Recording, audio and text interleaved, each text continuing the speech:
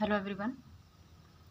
हम कर रहे हैं वैदिक कालीन सभ्यता और संस्कृति, जिसमें हम पहले आर्यों के बारे में, आर्यों के मूल निवास स्थान के बारे में, वैदिक कालीन प्राचीन नदियों के बारे में पीछे वाली वीडियो में हम कर चुके हैं। अगर आपको वो सब देखना है, जानना है तो वीडियो पे जाके देख सकते हो। आज हम कर रहे हैं वैदिक कालीन या ऋग वैदिक कालीन राजनीतिक व्यवस्था।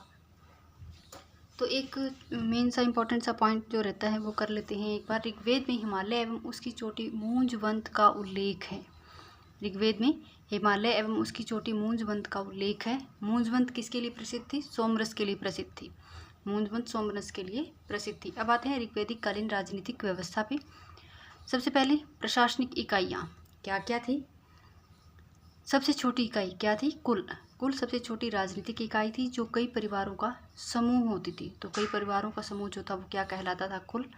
फिर आता है ग्राम। ग्राम प्राय सवजनों के समूह को प्रकट करता था। ग्राम प्राय सवजनों के समूह को प्रकट करता था। ग्राम का प्रधान ग्रामणी कहलाता था। फिर आता है विश, जो कि अनेक गाँवों का समूह होता था, और विश का प्रधान विशपति होता था। विश शब्द का प्रयोग ऋग्वेद में 170 बार आया है।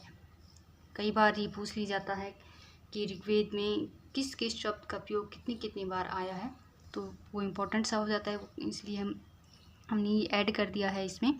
तो विश शब्द का प्रयोग 170 बार। अब ऑर्डर, जैसे छोटे से बड़ा, बड़े से छोटे में अगर लगाना हो तो सबसे छोटी इकाई ग्रह या कुल, उसके बाद ग्राम, फिर विश, फिर जन, इस तरह से आएगा ये। और बड़े से छोटे में जन, विश, ग्राम, कुल या ग्रह। और जन को राष्ट्र भी लिखा हुआ मिलता है यहाँ पे कई बार, जन की जगह राष्ट्र। तो जन जो था वो अनेक विषयों का समूह था। जन शब्द का उल्लेख कितनी बार आया है? 275 बार। वहीं अगर बात की जाए विश की, तो विश शब्द का प्रयोग 170 बार हुआ है। राजा एवं पृथ्वी शब्द का उल्लेख एक एक बार हुआ है। कहाँ पे हुआ है ये सारा उल्लेख? ऋग्वेद में हुआ है। राजा एवं पृथ्वी शब्द का उल्लेख एक एक बार आया है। फिर राजा के बारे में पढ़ लेते हैं। राजा का पद अनुवांशिक था, लेकिन उसे असीमित अधिकार नहीं मिले हुए थे। असीमित अधिकार नहीं थे, क्योंकि सभा और समिति जो थी उस टाइम की प्राचीन जो संस्थाएं थी, वो राजा को चुनने, यहाँ तक कि उसको पद से उतारने तक का अधिकार रखती थी। समिति द्वारा राजा को चुनने का उल्लेख मिलता है। ऋग्वेद व ऐत्रेय ब्राह्मण में राजा के निर्वाचन संबंधी उल्लेख मिलते हैं। कहाँ पर? ऋग्वेद और ऐत्रेय ब्राह्मण में राजा का निर्वाचन संबंधी उल्लेख मिलता है। राजा को कबीले का संरक्षक या गोपा जनस्य कहा गया है। तो गोपा जनस्य का संबंध किससे है? तो वो है राजा से। इस काल में राजा भूमि का स्वामी नहीं वरन युद्ध का स्वामी होता था। इस काल में राजा भूमि का स्वामी नहीं होता था, वो युद्ध का स्वामी होता था। फिर है प्रशासनिक संस्थाएं। कौन सी प्रशासनिक संस्थाएं थी? सबसे पहले ऋग्वेद में सभा 8 बार प्रयोग हुआ है। समिति 9 बार प्रयोग हुआ है समिति शब्द का। विदत 122 बार आया है। गण 46 बार आया है। तो ये इंपॉर्टेंट से बनते हैं, इसीलिए ऐड किए गए हैं। ऋग्वेद में सभा शब्द का उल्लेख 8 बार, समिति शब्द का उल्लेख 9 बार, विदत शब्द का उल्लेख 122 बार, गण शब्द का उल्लेख 46 बार। सभा क्या थी? सभा वृद्ध एवं अभिजात लोगों की संस्था, जिसे मंत्री परिषद भी कहा जा सकता है। उस टाइम की मंत्री परिषद सभा न्यायिक कार्य भी करती थी। समिति सामान्य जन संस्था, राजा पर नियंत्रण रखती थी। समिति क्या थी? सभा तो थी वृद्ध और अभिजात लोगों की संस्था, समिति थी सामान्य जन संस्था जो राजा पर नियंत्रण रखती थी। और समिति का सभापति ईशान कहलाता था। क्या कहलाता था? ईशान। फिर नेक्स्ट क्या है? अथर्ववेद में सभा को नरिष्ठा कहा गया है। क्या कहा गया है? नरिष्ठा, जिसे वाद विवाद स्थल भी कहा जाता था। तो नरिष्ठा, अब ये दोनों ही इम्पोर्टेंट क्वेश्चन से बन जाते हैं कि नरिष्ठा, सभा का नरिष्ठा के रूप में उल्लेख कहाँ पर मिलता है? तो वो अथर्ववेद में मिलता है। क्वेश्चन ऐसे भी आ सकता है, अथर्ववेद में सभा को क्या कहा गया है? तो नरिष्ठा कहा गया है। अब नरिष्ठा किसके अर्थ में प्रयुक्त किया गया है? तो नरिष्ठा वाद विवाद स्थल के अर्थ में प्रयुक्त किया गया है। देखिए इतनी सी लाइन में 3 क्वेश्चन निकल के आ रहे हैं।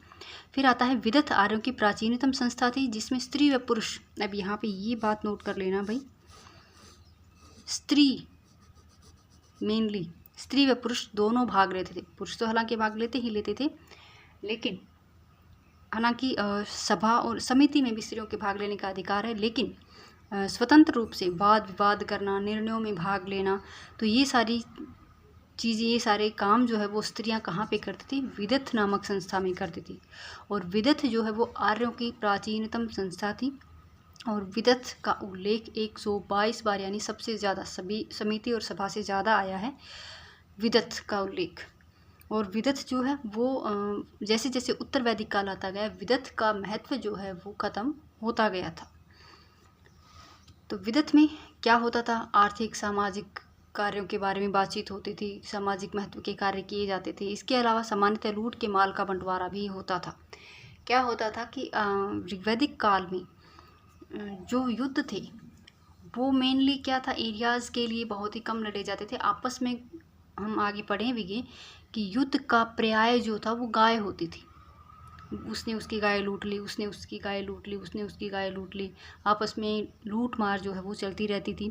फिर धीरे धीरे जैसे जैसे वैदिक काल से, ऋग्वैदिक काल से उत्तर वैदिक काल की ओर बढ़ते हैं, धीरे धीरे लूट का जो माध्यम जो है वो एरिया बनने लगा था। और फिर जैसे जैसे जन बने, जनपद बने, तो वो तो हम खैर आगे महाजनपद काल में पढ़ेंगे कि कैसे कैसे चीज़ें चेंज होती गई समय के साथ साथ। तो अभी सिर्फ बात है ऋग्वैदिक काल की। तो विदथ में सामान्यतः लूट के माल का बंटवारा होता था। अथर्ववेद में सभा व समिति को प्रजापति की 2 दुहिताएं कहा गया है, यानी पुत्रियां कहा गया है। कहाँ पे कहा गया है? अब ये क्वेश्चन भी बहुत बार आता है कि सभा और समिति को प्रजापति की दुहिताएं कहाँ पे मिलता है, कौन से वेद में इसका वर्णन मिलता है? तो अथर्ववेद में इसका वर्णन मिलता है। इसके अलावा तैत्तिरीय ब्राह्मण में 12 रत्निनों का उल्लेख है। 12 रत्निन मीन्स 12 अधिकारी जो राजा को उसका शासन चलाने में हेल्प करते थे। और ये अधिकारी राजा समेत 12 होते थे। तो क्या क्या होते थे? वन बाय वन इनको कर लेते हैं। राजा सहित कुल 12 रत्निन होते थे। राजा, पुरोहित, सेनानी, युवराज, महिषी, पटरानी होती थी, सूत जो राजा का सारथी होता था, ग्रामणी गांव का अधिकारी हो गया, क्षता प्रतिहारी दरबार का प्रतिहारी क्षता, संग्रहित कोषाध्यक्ष, भागदूत वित्त मंत्री या फिर कर संग्राहक, अक्षवा पासे के खेल में राजा का सहयोगी या और पालागल राजा का मित्र एवं संदेश वाहक। ये 12 रत्निन होते थे। और पुरोहित जो है, अब एक ये क्वेश्चन बहुत बार रिपीट होता है भाई, राजा के बाद का महत्वपूर्ण अधिकारी जो है ऋग्वैदिक काल में कौन होता था? पुरोहित। ये राजा का परामर्शदाता भी होता था और राजा के साथ युद्ध में भी भाग लेता था। ये भी नोट करने योग्य बात है कि राजा के साथ युद्ध समूहों का संचालन भी करता था कौन? पुरोहित। फिर है इसके अतिरिक्त गोविकर्तन, गवाध्यक्ष, तक्षा, बढ़ई या फिर जो रथकार होते हैं उनके भी नाम मिलते हैं हमें किसमें? रत्निनों में। और रत्निन जो थे ये 12 होते थे, राजा समेत 12 होते थे। राज्याभिषेक जब राजा का होता था उस टाइम पे ये उपस्थित होते थे। और राज्याभिषेक के बाद रत्निन, सभी रत्निनों के घर राजा बारी बारी से जाता था। तो शतपथ ब्राह्मण में 12 रत्निनों के नाम मिलते हैं। पंचविश ब्राह्मण में इन्हें वीर कहा गया है। शतपथ ब्राह्मण में तो इनका वर्णन हो गया 12 रत्निनों का, और पंचविश ब्राह्मण में इन्हें क्या कहा गया है? वीर कहा गया है। ये चीज़ें याद रखना। यजुर्वेद में राज्य के उच्च अधिकारियों का रत्निन नाम से उल्लेख मिलता है। अब रत्निन नाम से उल्लेख यजुर्वेद में मिलता है। राज्याभिषेक के अवसर पर राजा रत्निनों के घर जाता था। पुरोहित की राजा के बाद का महत्वपूर्ण अधिकारी था। अब ये जो है राज्याभिषेक के अवसर पर राजा रत्निनों के घर जाता था, ये राज्याभिषेक के अवसर पर उपस्थित होते थे। ये सारी चीज़ें जो हैं ये इस तरह से दी जाती हैं कि कौन सा सत्य असत्य, कितने सही हैं, कथन 1-2 सही है, 1-2 की व्याख्या करता है नहीं करता। इस टाइप की क्वेश्चन जो है आजकल एडवांस हो गए हैं, इस तरह के क्वेश्चंस आ रहे हैं, सीधे सीधे क्वेश्चन नहीं आ रहे हैं। तो वहाँ पे ये इस तरह की लाइनें जो हैं वो इम्पोर्टेंट हो जाती हैं, जहाँ हमें 4 लाइनें जो हैं उनमें से सही का चुनाव करना होता है। तो इस तरह की एक एक डीप सी जो बातें हैं जो हमें बिल्कुल सिंपल रखती हैं और हम उन्हें छोड़ देते हैं उन्हें, तो वहाँ पे ये चीज़ें पढ़नी बहुत इंपॉर्टेंट सी हो जाती हैं। ग्रामणी एवं सूत को राजा बनाने वाला कहा गया है। किसको? ग्रामणी एवं सूत को राजा बनाने वाला कहा गया है। ववाता जो थी वो राजा की प्रिय रानी। अब देखिए यहाँ पर भी ववाता प्रिय रानी, परिवृति परित्याग की गई रानी, महिषी जो कि पटरानी बनती थी और 12 रत्निनों में महत्वपूर्ण भूमिका निभाती थी। फिर है शतपति व शतपति नामक प्रांतीय अधिकारियों का भी उल्लेख मिलता है। शतपति एवं शतपति। अब शत का मतलब हो गया 100, तो 100 गाँव के समूह का अधिकारी कौन हो गया? शतपति। और शतपति सीमांत प्रदेशों का अधिकारी। तो ये थोड़ा सा एक ध्यान रखना है भैया आपको, बिल्कुल थोड़ा सा फर्क है इसमें, शतपति थ और त का ही अंतर है, तो पहचान रखनी है इसकी। शतपति सीमांत प्रदेशों का अधिकारी, शत मीन्स 100, शतपति शत मीन्स 100, तो 100 गाँव के समूह का अधिकारी शतपति हो गया। ग्रामीण सैनिक व नागरिक अधिकारी दोनों होता था, उसके माध्यम से गांव में शाही शक्ति का प्रयोग किया जाता था। ग्रामीण सैनिक और नागरिक अधिकारी दोनों की भूमिका निभाता था भाई, ये भी यहाँ पर ध्यान रखने की बात है। फिर नेक्स्ट है, ऋग्वेद में वर्णित शृंग व्रात गण आदि सैन्य इकाइयाँ थी। क्या क्या थी? ऋग्वेद में वर्णित शृंग व्रात गण आदि सैन्य इकाइयाँ थी।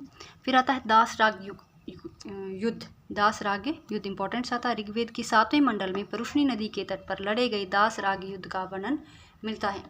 कौन से मंडल में? 7वें मंडल में। और परुष्णी नदी के किनारे कौन सा युद्ध हुआ था? दास राग युद्ध।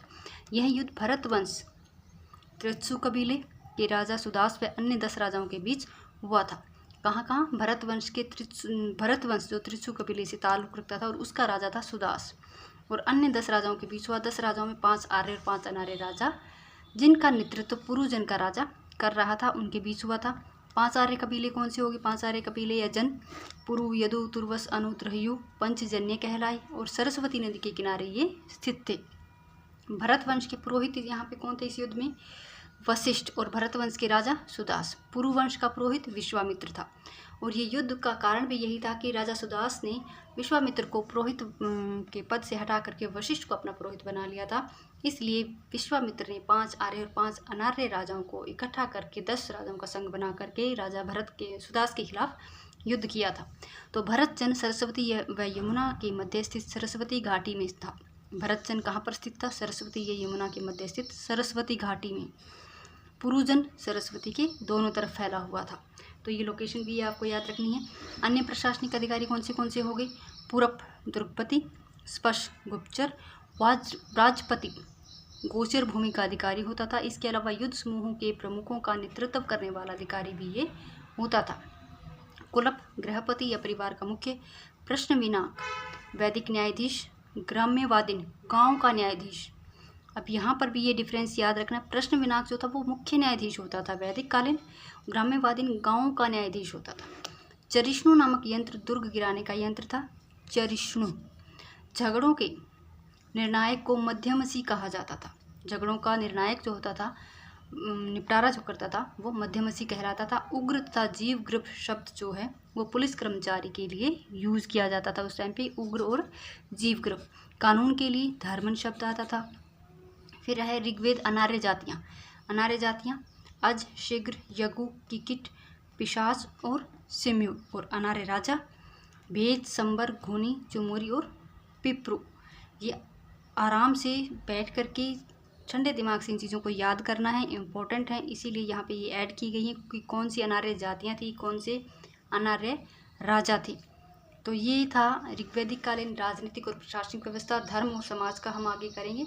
वीडियो ज़्यादा लंबी हो गई है, और वीडियो पसंद आई हो तो लाइक, शेयर और सब्सक्राइब कीजिएगा चैनल को। Thank you.